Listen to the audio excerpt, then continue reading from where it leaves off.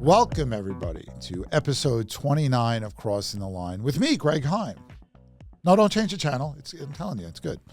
Today is June 10th, and it's a sunny day here in New York City. It's always a sunny day when the Yankees win. Aaron Judge hits an amazing home run.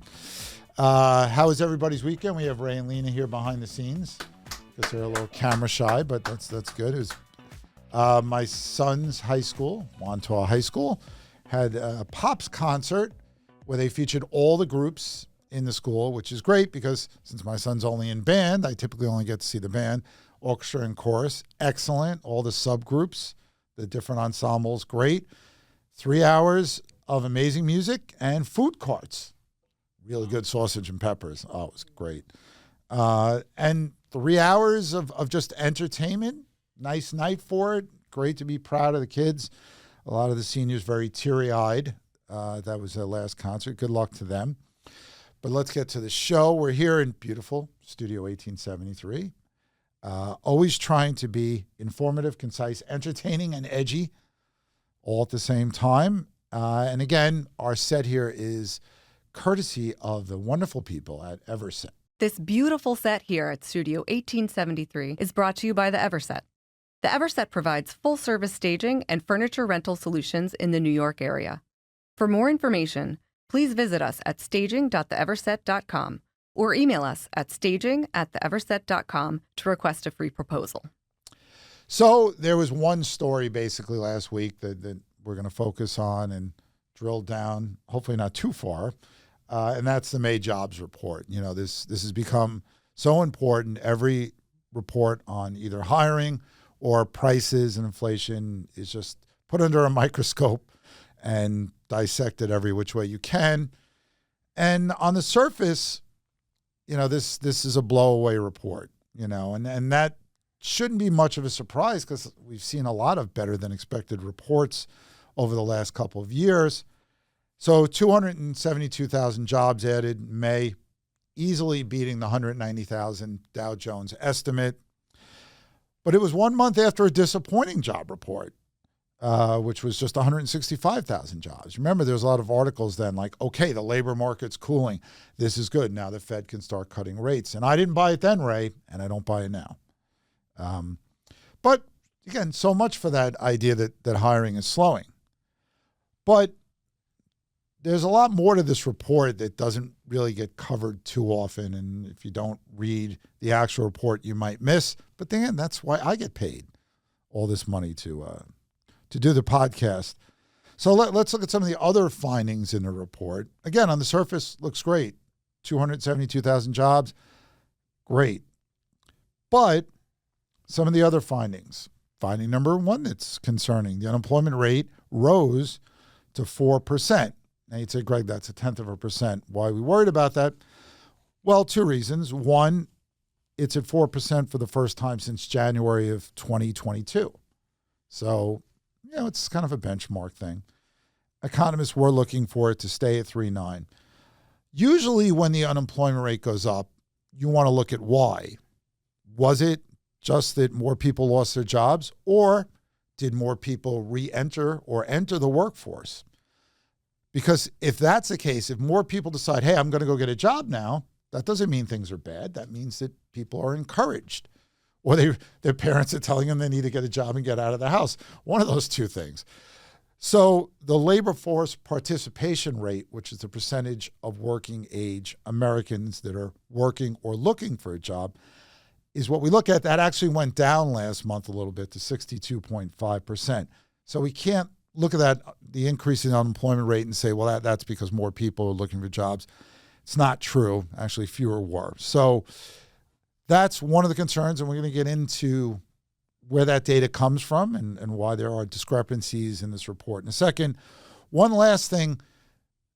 So the number of jobs was up, and that's great. It's not great for the fight against inflation, but more importantly are wages. You know, just because people are getting hired, it doesn't mean we're going to have massive inflation. If people are being productive and putting out a lot of work, we can see strong hiring without inflation. But one of the things that came out in this report is wages are growing faster than expected, and that's bad in the fight against inflation. It's great that wages are rising faster than prices. And not only are wages going up, but the hours worked ticked up. So it's concerning. It's great for the people getting raises and working longer hours, but it makes the Fed's job a little bit tougher. So why does there seem to be a little bit of a disconnect in some of this data? I know we've talked about this before, but why not get into it a little bit deeper here?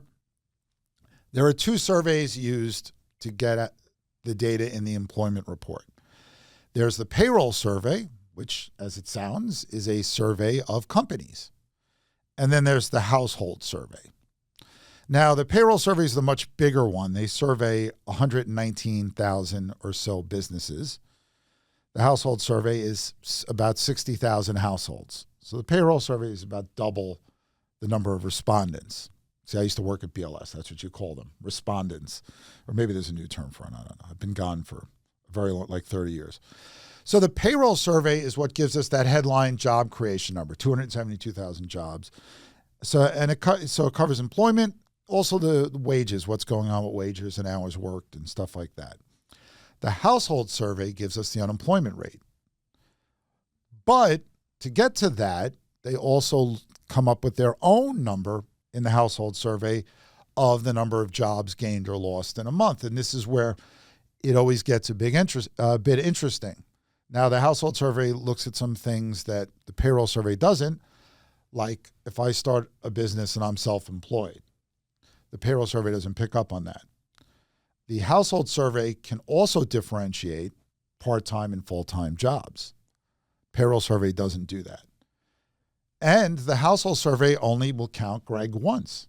If Greg gets 3 jobs, because he just loves the work, on the payroll survey, I'll be counted 3 times because it's 3 jobs that have been added. So that's one of the reasons why there can be discrepancies. Well, I guess I just gave more than one reason. That's some of the reasons why there can be discrepancies in this. And sometimes those discrepancies are significant. So the payroll survey, again, the larger of the two, says 272,000 jobs added. The household survey shows a loss of 408,000 jobs. And it's like, Greg, why do you got to tell me this? Can I just enjoy that the number of jobs is rising sharply? No, I'm not going to let you do that because you got to know this stuff. Look, these surveys do move in different directions sometimes, but that's a pretty big difference. We're talking about almost a 700,000 job difference. Another thing I mentioned, the household survey actually looks at part-time versus full-time. And part-time employment in May rose by 286,000 jobs. Okay, that's good. Full-time jobs fell by 625,000. So all of the hiring, and again, this is self-employed, that's a subset here also. So let's not talk about them for a second. But companies are only hiring part-time workers. That's the takeaway here. Now, why is that? Why is part-time employment rising so much? Like I said, maybe companies, things are slowing, consumer spending is slowing. They don't want to take on the expense of full-time workers and the benefits that they have to pay them. So that could be one explanation. They're just going to go with part-time, see how it goes, and they'll ride it out and see how things go down the road. But the other thing, and the other explanation is, the inflation has been bad for over 2 years now. The cost of everything is still very high. Maybe people are taking on that additional job to pay the bills. Heck, I'm gigging 1 or 2 times a month, for the little extras. Even though I don't make a lot of money doing it, but I do it for the love. So maybe people are taking that part-time job on the weekends or at night to help make it a little easier to pay for necessities and stuff. Obviously, food price has been a huge part of this inflation, along with obviously shelter as the BLS calls it, or housing as normal people call it. And one interesting thing in the household survey was over the last year, there's been a 9% increase in people working multiple jobs. So maybe that is a big part of it. And the percentage of employed persons working more than one job is now risen to 5.2%. So there's your fact of the episode. I won't say fact of the day because maybe you're watching multiple episodes in one day. So to sum this up, Ray, it's possible. I love to watch me all day long. I just have it a loop in my thing. You got to get those views up. I know it doesn't work. I'm just saying. What do you really need to know about buying or selling a home? First, it's serious business. And it's complicated. There's a lot of money on the table, and emotion too. You need an agent who knows the ropes. So, whether you're buying or selling your home, work with professionals who have a mastery of the craft. So to sum up, how you want to look at this survey, what numbers you want to go by, that's how you're going to walk away. If we're going to go by what the payroll survey says, we see a strong labor market, lots of hiring, better than expected, and strong wage gains. Problem is, that's bad news in the fight against inflation. Again, we're not rooting for a recession, but the more better than expected hiring and wage data you get, the more worried the Fed's going to get. So if you look at that survey, you're happy, but then concerned at the same time. Household survey shows a weakening labor market with people losing their job, unemployment rising, and an increase in people working multiple jobs. That's better news for inflation, but not great news for those people we were just talking about. But at the end of the day, I think the Fed, isn't that what we all want to try to figure out? They're going to go by their payroll data. Again, it's the bigger survey. They always pick a favorite, just like we all know that PCE is their favorite inflation indicator. They're going to look at this payroll data, and we'll talk about what all this means for the Fed in just a second. But obvious, if this continues, then forget about rate cuts. I don't see how you can justify cutting rates. Even if the unemployment is rising, it's still at 4%. That's near a historic low. And you're adding a lot of jobs and wages are rising sharply. I don't see why anyone thinks the economy needs rate cuts. But then again, we've been saying this for weeks here. In other labor market news, because there are some other indicators that come out, most notably the JOLTS report, Job Opportunity and Labor Turnover Survey. So what we look at really is the job openings, because that is sort of the best gauge of the future for hiring. Like in housing, I like to look at inventory to tell me which direction prices is going. If you have rising inventory, you expect prices to maybe flatten or come down a bit because there's more supply. So job openings fell to a 3-year low, and that may sound scary. Wait a minute. But they're still at 8 million. Now, to put that in perspective, the BLS has been doing this report since the end of 2000. And the highest number that they ever had before COVID, because COVID's been a little crazy on economic data, was 7.6 million in November of 2018. So it's just 8 million is an extremely high number. It would be a record if it wasn't for all the other crazy, numbers we've had over the last couple of years. So let's not worry about that too much. The second half of JOLTS, the labor turnover, one of the things that we're noticing now is that people leaving their job for another job aren't getting the raises they were. Usually you don't leave a job unless you get a pretty nice raise. But that is narrowing a little bit. I saw this in an article I was reading that, we had the Great Resignation, they kept calling it, because people were just leaving their jobs like mad because there was such a desperate need for workers that, we had all the power. Now we have a great stay. It doesn't sound exciting as Great Resignation, though. It's a great stay. Also, we get weekly claims for unemployment, and they ticked up by 8,000 during the week ending June 1st, which is the last data we have. But they're sitting at 229,000. That's still incredibly low, so nothing to worry about. So the labor market is mostly healthy. I guess the household data, we'll keep an eye on that, but that is concerning when we're seeing, unemployment rate go up and no full-time hiring gains, everything being on the part-time side. So we'll keep an eye on that and try not to bore you with it so much, but we'll point it out where we think it's relevant. So again, what does this all mean for rate cuts? Well, markets, obviously didn't like this. Wall Street wants cuts now, even though they finished the week up, and we keep seeing records in virtually all three indexes. One of them is hitting a record in any given week. But now they're saying, forget about July. A lot of them thought July was going to happen. Now they're saying September, see you in September. I believe that was a song. I prefer the Earth, Wind, and Fire. September, I mean, who doesn't? It's a great song. But that's about a 50-50 chance right now that we get a September cut. They also are looking at the probability of a second cut before the end of the year, and that's less than half, 46%. I don't buy it. I don't think they cut this year at all. But, it's going to be data dependent. Next week, we have some other data coming out. We'll go over that shortly. I may be changing my tune, but I reserve the right to just completely forget what I said the week before and get on the bandwagon of whatever's popular that week.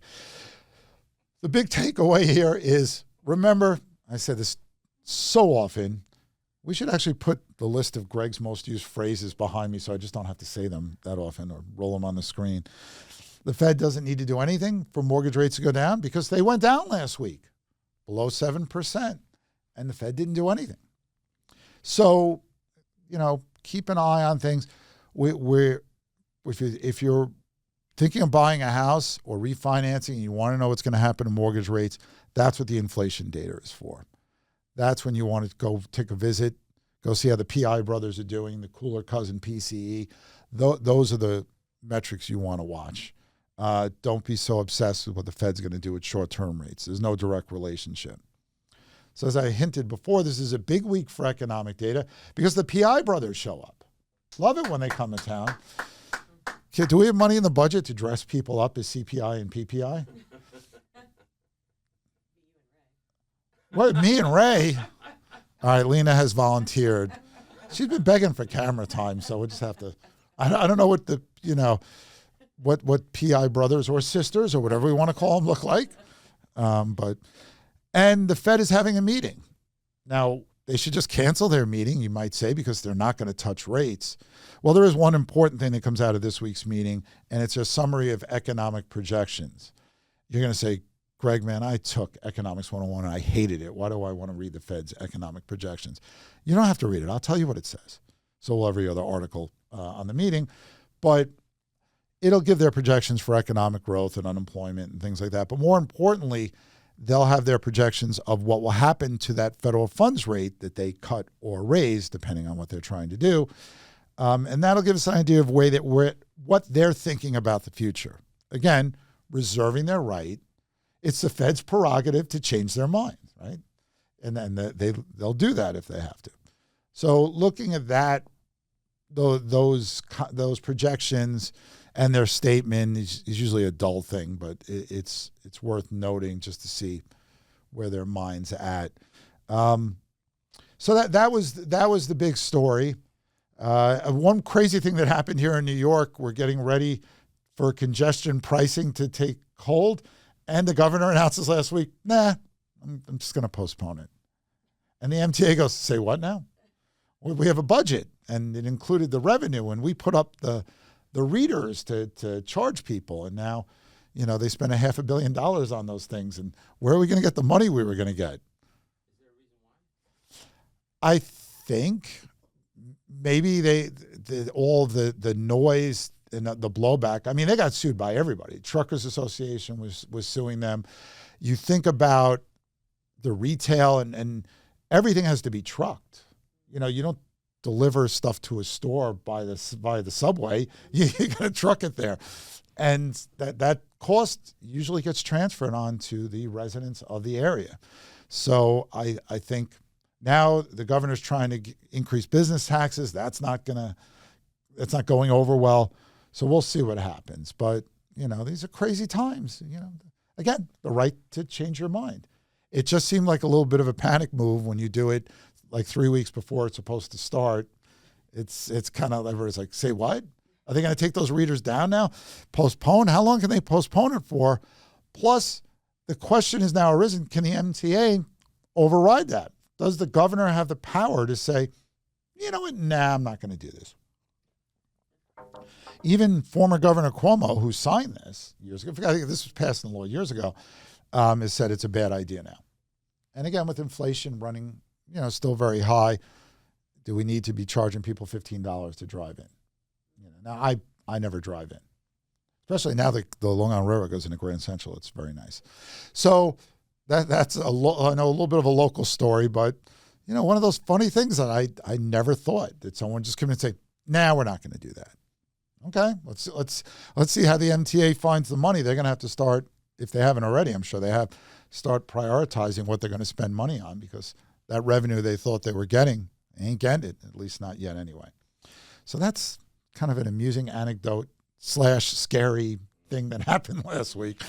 At least it's a bit of a change from the usual political stuff that we see in this country and in this state and city. So, we'll keep you posted on that one, because it's shaping up to be like a drama that's just going to go on for a while, because a lot of the people that voted for it, the state senators and assembly members, are really upset that the governor decided to unilaterally just, no, you can't do it.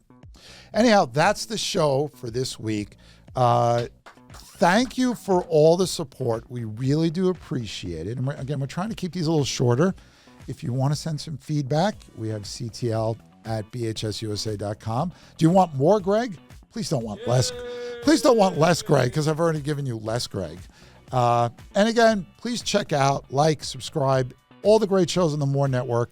It's a real diverse group of hosts talking about different topics. I'm the only economics show, so that's an exact. Imagine if we had more than one economics show, that would be kind of rough. But there's some great ones, and here's the More logo. So please do that, and most importantly, have a great week, and thank you again for all your support.